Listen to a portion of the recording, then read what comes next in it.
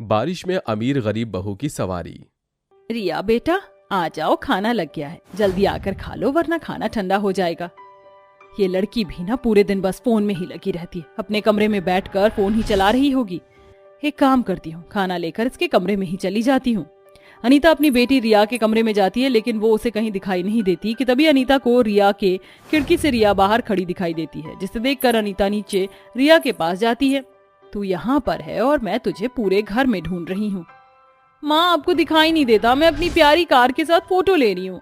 आप तो जानती है ना मुझे मेरी कार कितनी ज्यादा प्यारी है, इसलिए आप जाइए और मुझे मेरी कार के साथ फोटो क्लिक करने दीजिए। हे भगवान, न जाने इस लड़की का क्या होगा, 24 घंटे तो ये अपनी कार के साथ ही चिपकी रहती है। हाँ माँ, मैं अपनी कार के बिना नहीं रह सकती, मेरा बस चले तो मैं अपनी कार को अपनी शादी के बाद अपने ससुराल लेकर साथ चली जाऊं। रिया को ये कार उसके डैड ने उसके बर्थडे पर गिफ्ट की थी, जिस वजह से रिया को ये कार बहुत ही ज्यादा प्यारी होती है। रिया जहाँ भी जाती है हमेशा अपनी कार को अपने साथ ही ले जाया करती थी। रिया जिस कॉलेज में पढ़ती थी उसी कॉलेज में एक वीर नाम का भी लड़का पढ़ता था। वीर और रिया एक दूसरे को पसंद करते थे और एक दूसरे से शादी भी करना चाहते थे। रिया, अब तो हमारा कॉलेज भी पूरा होने वाला है, मेरे ख्याल से अब हमें शादी कर लेनी चाहिए। हाँ वीर, तुम ठीक कह रहे हो, एग्जाम कंप्लीट होते ही हम दोनों एक दूसरे से शादी कर लेंगे, लेकिन मेरी एक शर्त है। तुम तो जानते हो ना मुझे मेरी कार कितनी ज्यादा प्यारी है, इसलिए मैं शादी के बाद ससुराल अपनी कार से ही आऊंगी और मेरी कार मेरे साथ ही रहेगी।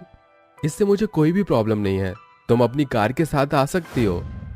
वीर की बात सुनकर रिया बहुत खुश हो जाती है और कुछ ही महीनों में वीर और रिया की शादी हो जाती है। शादी के बाद रिया अपने ससुराल आती है और अपनी महंगी गाड़ी से नीचे उतरती है।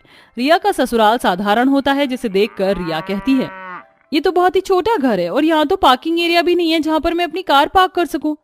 अब मैं अपनी कार कहाँ पार्क करूंगी? और ये क्या, यहाँ तो गाय भी है, भला आज के जमाने में अपने घर में गाय कौन पालता है? रिया, ये मेरी गाय है, मेरी शादी के बाद ये मेरे साथ ही आई थी, इसका नाम धन्नो है। गाय तो सदियों से लोग पालते आ रहे हैं, इससे हमें बहुत सारे फायदे होते हैं। हम इसका दूध बेच सकते हैं, इसके गोबर से उपले बनाकर भी हम उसे बेच सकते हैं। ची, गाय के गोबर के उपले, भला कोई गोबर को टच भी कैसे कर सकता है? ना जाने किन गंवार के बीच में आकर फंस गई हूँ मैं। वीर, तुम जल्द से जल्द इस गाय को यहाँ से हटाओ, मुझे अपनी कार यहीं पार्क करनी है। रिया बहू, ये तू कैसी बातें कर रही है? रज्जो बहू की गाय सालों से इसी जगह पर रहती है। अगर तुझे अपनी गाड़ी खड़ी करनी है तो तू यहाँ पीछे की तरफ खड़ी कर सकती है, यहाँ तेरी गाड़ी को कुछ भी नहीं होगा, तू फिक्र मत कर। रिया के पास कोई दूसरा ऑप्शन नहीं होता, इसलिए मजबूरन रिया को अपनी सास की बताई जगह पर ही अपनी गाड़ी खड़ी करनी पड़ती है। रज्जो एक गांव की लड़की होती है, जिस वजह से रज्जो को अपने गाय धन्नो से बहुत ज्यादा प्यार होता है, लेकिन रिया को रज्जो की गाय धन्नो बिल्कुल भी पसंद नहीं होती है। वीर, देखो ना, सुबह सुबह गाय की आवाज कहाँ से आ रही है? मेरे सर में दर्द हो गया इस गाय की आवाज सुन सुनकर। रिया, तुम तो जानती हो ना हमारे घर में गाय है, ये आवाज उसी गाय की आ रही होगी। तुम एक काम करो, ये कॉटन अपने कान में लगा लो, इससे तुम्हें आवाज नहीं आएगी। वीर के कहने पर रिया अपने कानों में कॉटन लगा लेती है, लेकिन कॉटन लगाने के बाद भी रिया को ठीक से नींद नहीं आती, तो वो गाय की आवाज सुन सुनकर परेशान हो जाती है। इसलिए रिया उठकर गुस्से में रज्जो की गाय के पास जाती है और देखती है कि रज्जो अपनी गाय धन्नो को नहला रही होती है। तुम अपनी गाय का मुंह बंद करवाओगी? तुम्हारी गाय की आवाज सुन सुनकर मैं पक चुकी हूँ, इसकी आवाज से मुझे नींद नहीं आ रही है। रिया, मेरी गाय जब भी नहाती है तो ऐसे ही खुशी से आवाज निकालती है। अगर इसने थोड़ी देर और अपनी खुशी से आवाज निकाली ना तो मेरे कानों से खून निकलना शुरू हो जाएगा। तो तुम अपने कान बंद कर लो ना, अब तुम्हारी वजह से मेरी धन्नो तो गूंगी नहीं हो जाएगी। रज्जो की ये बात सुनकर रिया को बहुत ज्यादा गुस्सा आता है, जिसके बाद दोनों जेठानी और देवरानी में लड़ाई शुरू हो जाती है। दोनों देवरानी जेठानी की रोज रोज की लड़ाई से उनकी सास और उनके पति उनसे परेशान थे, लेकिन कभी भी दोनों की लड़ाई खत्म नहीं होती। ऐसे ही समय बीता रहता है और बारिश का मौसम शुरू हो जाता है। हे भगवान, बारिश तो बहुत ज्यादा तेज हो रही है, बेचारी मेरी धन्नो कहीं बारिश में भीग ना जाए। एक काम करती हूँ, ये तिरपाल जाकर उसे उड़ा देती हूँ, वरना बेचारी भीग जाएगी। रज्जो जल्दी से जाकर बड़ा सा तिरपाल अपने गाय धन्नो को उड़ा देती है और घर के अंदर वापस आ जाती है कि तभी रिया भी बारिश को होता हुआ देखती है। अरे, इतनी तेज बारिश, मेरी कार तो इस तेज बारिश में पूरी की पूरी गंदी हो जाएगी। एक काम करती हूँ, अपनी कार पर जाकर कुछ उड़ा देती हूँ, वरना कीचड़ के पानी से मेरी कार पर धब्बे पड़ जाएंगे। रिया अपनी कार को उड़ाने के लिए बहुत देर से कुछ ना कुछ ढूंढ रही होती है, लेकिन उसे कुछ नहीं मिलता कि तभी रिया की नजर रज्जो की धन्नो पर पड़ती है, जहां वो देखती है कि धन्नो के ऊपर बहुत बड़ा तिरपाल होता है, इसलिए वो उस तिरपाल को ले जाकर अपनी कार को उड़ा देती है। अब देखती हूँ मेरी कार कैसे गंदी होती है, भला अपनी गाय पर कोई तिरपाल उड़ाता है क्या? इस तिरपाल की जरूरत इस धन्नो को नहीं, मेरी कार को थी। बारिश में भीगने की वजह से धन्नो तेज तेज आवाज निकालने लगती है। धन्नो की आवाज सुनकर रज्जो धन्नो के पास भागी भागी आती है, जो देखती है कि धन्नो बारिश में भीग रही है और उसका तिरपाल रिया ने अपनी गाड़ी पर उड़ा दिया है, जिसे देखकर रज्जो को बहुत गुस्सा आता है और दोनों लड़ना शुरू हो जाती हैं। दोनों बहुओं के लड़ने की आवाज सुनकर शांति आती है। हे भगवान, तुम दोनों में फिर से लड़ाई शुरू हो गई। अगर अब तुम दोनों ने लड़ाई बंद नहीं की तो तेरी गाड़ी और तेरी धन्नो दोनों को ही मैं घर से बाहर निकाल दूंगी। अपनी सास की बात सुनकर रिया और रज्जो दोनों डर जाती हैं और लड़ाई बंद करके अपने कमरे में चली जाती हैं। ऐसे ही समय बीतता रहता है। एक दिन, माँ जी, मैं किसी काम से बाहर जा रही हूँ, मुझे आने में थोड़ी देरी हो जाएगी, तो आप मेरा इंतजार मत कीजिए। लेकिन बाहर तो बारिश हो रही है, इस बारिश में तुम कहाँ जाओगी? माँ जी, फिक्र मत कीजिए, मेरे पास कार है, वो मुझे कभी भी किसी भी परेशानी में नहीं पड़ने देगी। इतना कहकर रिया अपनी गाड़ी लेकर तेज बारिश में निकल जाती है। रिया को जाने में तो कोई प्रॉब्लम नहीं होती, लेकिन आने के समय तेज बारिश की वजह से रिया की कार एक गड्ढे में फंस जाती है, जिससे रिया को निकलने में काफी परेशानी होती है। रज्जो बहू, देखना कितनी देर हो गई है, लेकिन ये अभी तक नहीं आई। बारिश में ये कहीं फंस तो नहीं गई? जरा जाकर तो देखा।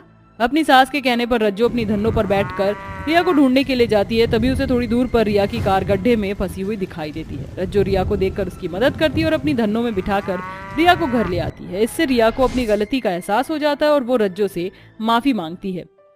रज्जो, मुझे माफ कर दो, अगर आज तुम ना होती तो मैं अपनी गाड़ी में ही फंसी रहती। तुम्हारी धन्नो सच में बहुत अच्छी है।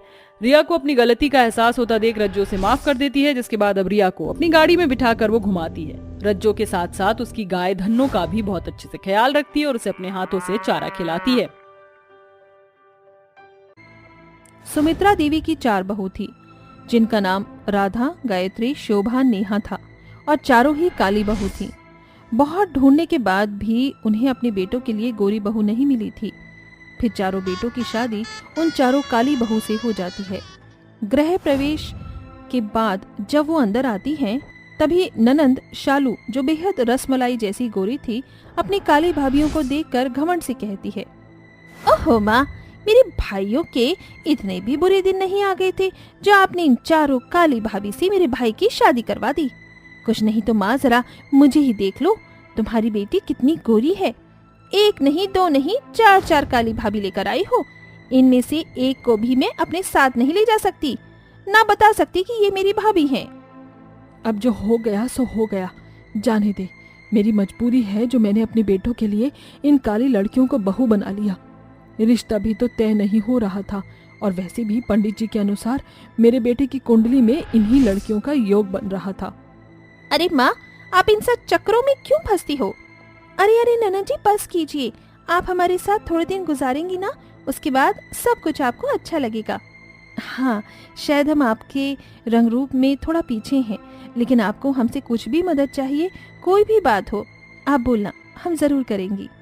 हाँ दीदी, वैसे इतना गोरा होने के लिए आपने जरूर मेकअप लगाया है ना? थोड़ा सा मैं पहुँच कर देखूं? ओहो, दूर रहो। देख रही हूँ माँ, कैसे आपकी काली बहू के आते ही आवाज खुल गई। तुम भी तो कम नहीं हो शालू, अपनी भाभियों से ऐसे बोल रही हो। लो माँ, भैया ने तो आते ही अपनी बीवी का पक्ष लेना शुरू कर दिया। अब तो मेरे इस घर में चलेगी ही नहीं, मेरी कोई बात की सुनवाई नहीं होगी।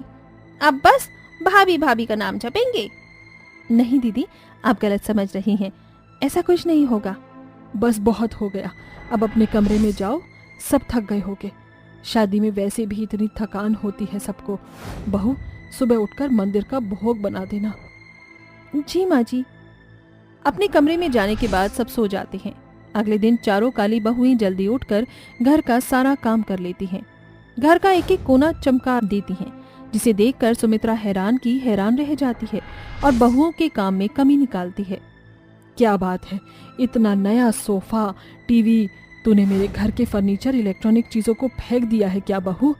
अरे नहीं नहीं माँ जी, ऐसी कोई बात नहीं है। ये तो बस हमने सुबह जल्दी उठकर यहाँ की साफ सफाई की है, थोड़ी सी सेटिंग करी है, फिर खाना बना दिया और आपका भोग भी बना दिया। आप आ जाइए, फिर पूजा शुरू करेंगे। हाँ माँ जी, मेरे भोग में मूंग का हलवा बनाया है। हम इससे तो बनने में बहुत टाइम लगता है, इतनी जल्दी बन गया? अरे माँ जी, आप भूल गई, आपकी 4 बहू हैं। हम चारों ने एक एक करके काम को संभाल लिया। ओह, मेरा मनपसंद नाश्ता, वो कौन बनाएगा? कल तो बड़ा बोल रही थी कि कुछ भी मदद चाहिए हो तो बोलना ननद जी, सब हो जाएगा। आपको क्या खाना है दीदी, मुझे बताइए ना, मैं बना देती हूँ। मुझे चीज पास्ता चाहिए विद कॉर्न। पूजा करने के बाद टेबल पर मेरी आंखों के सामने होना चाहिए। मैं बना दूंगी दीदी। चलो पूजा करने चलते हैं। ये बोलकर सुमित्रा पूजा करती है, जहाँ उसकी बहू आरती करती है। दूसरी बहुएं फूल अर्पण करती हैं। कपूर गौरम कर्णावतारम संसार सारम भुजगेंद्र हारम सदा वसंतम हृदयाल विंदे भवम भवानी सहितम नमामि। हर हर महादेव की जय। बड़ी बहू, अब से तू ही महादेव का भोग लगाएगी। जी माँ जी। ये सुनकर राधा महादेव को भोग लगाती है। फिर छोटी बहू नेहा रसोई में ननद के लिए पास्ता बना रही थी। तभी वो कहती है, ओ काली कलोटी भाभी, मुझे भूख लग रही है, जल्दी से करो और अपने कालेपन से मेरे व्हाइट पास्ता को ब्लैक पास्ता मत कर देना। बस दीदी, आप सुनाने के लिए हमें कितना बोलेंगी? आप 2 मिनट और रुक जाइए, मैं बस बनाकर ही ला रही हूँ। कुछ देर बाद नेहा उसके सामने पास्ता बनाकर रखती है, जिसे खाकर शालू को अच्छा तो लगता है, लेकिन जानबूझकर सुनाती है, ऐसे बनता है पास्ता? इतना घटिया, ये तो मैं कुत्तों को भी नहीं खिलाऊं। तुम काली भाभीियों को कुछ आता जाता है या नहीं? गायत्री भाभी, जाकर मेरे कपड़े प्रेस कर दीजिए, मुझे कहीं जाना है। पिंक वाली ड्रेस बेड पर पड़ी है। जी दीदी, मैं अभी करती हूँ। ये सुनकर गायत्री अपनी ननद के कपड़े प्रेस करती है। हे भगवान, कुकर की सीटी बज रही है, जाकर बंद कर देती हूँ। बाकी देवरानियां तो मार्केट गई हैं। प्रेस सीधी करके गायत्री चली जाती है। ये होता हुआ शालू देख लेती है और अपनी ड्रेस पर प्रेस रख देती है। उसके जलते ही जोर जोर से अपनी माँ को आवाज लगाती है, अरे माँ, माँ जल्दी आओ, देखो तुम्हारी काली बहू ने मेरी ड्रेस को भी काला कर दिया, जला दिया। देखा कितना चढ़ती हो भाभी तुम मुझसे। अरे ये ड्रेस कैसे जल गई? मैं तो प्रेस सीधी करके गई थी। झूठ कम बोलो भाभी, तुम नहीं चाहती कि मैं बाहर कहीं घूमने जाऊं और इतनी सुंदर दिखूं, इसीलिए मेरी इतनी महंगी ड्रेस खराब कर दी। कर दी मेरी बच्ची की ड्रेस बर्बाद। माँ जी माफ कर दीजिए, जानबूझकर नहीं किया। अगर दोबारा मेरे साथ ऐसा कुछ किया ना, तो मैं भैया से 1 की 4 लगाकर कहूंगी। शालू घमंडी मिजाज होने के कारण हमेशा अपनी काली भाभीियों को किसी न किसी काम पर सुना दिया करती थी, और कुछ काम तो वो जानबूझकर बिगाड़ती थी। अपनी चारों काली भाभीियों को नीचा दिखाने का वो एक भी मौका नहीं छोड़ती थी। धीरे धीरे कुछ चीजें सुमित्रा को भी समझ आने लगती हैं और शालू का घमंड बढ़ता ही जाता है। एक दिन सुमित्रा शालू से कहती है, अरे शालू, जरा मुझे नींबू पानी बनाकर ला दे। मैं क्यों बना दूं? मैंने आपका ठेका ले रखा है क्या? 4 बेटों की काली बहू है, किसी से भी बोल दो। मुझे उनसे बोलना होता तो मैं उनसे कह देती ना। तू जानती है, हमेशा मैं तेरे हाथ का बना हुआ पीती हूँ, मुझे तेरा अच्छा लगता है। अपनी माँ को ये भी नहीं करके दे सकती क्या? नहीं, मुझे नहीं देना, मैं नौकर नहीं हूँ। मुझसे घर का काम मत करवाइए। खाना वाना बनाऊंगी तो अपनी भाभीियों की तरह काली बन जाऊंगी, और मुझे अपना गोरा रंग पसंद है। शर्म कर ले शालू, अपनी माँ के लिए तू ऐसा बोल रही है। कल को तेरी शादी होगी तो क्या अपने ससुराल में भी खाना नहीं बनाएगी? काम तो तुझे वहाँ भी करने होंगे, और खाना बनाने में कौन काला पड़ जाता है? ओह, मुझे कोई शादी वादी नहीं करनी, मैं यहीं रहूंगी। मेरे भाई इतना कमाते हैं, पाल ही लेंगे मुझे मरते दम तक। शालू, इतना भी पैसों और खूबसूरती का घमंड नहीं होना चाहिए कि इसके आगे तुम्हें सही गलत भी दिखना बंद हो जाए। जानबूझकर तूने अपनी भाभीियों को परेशान किया था ना? हाँ किया था। बोलो क्या करोगी? मैं तो अब भी ऐसा ही करूंगी। रोक सको तो रोक लो। नहीं शालू, तू ऐसा कुछ नहीं करेगी। मैं करूंगी। ये कहते कहते शालू सीढ़ियों से उतरती है।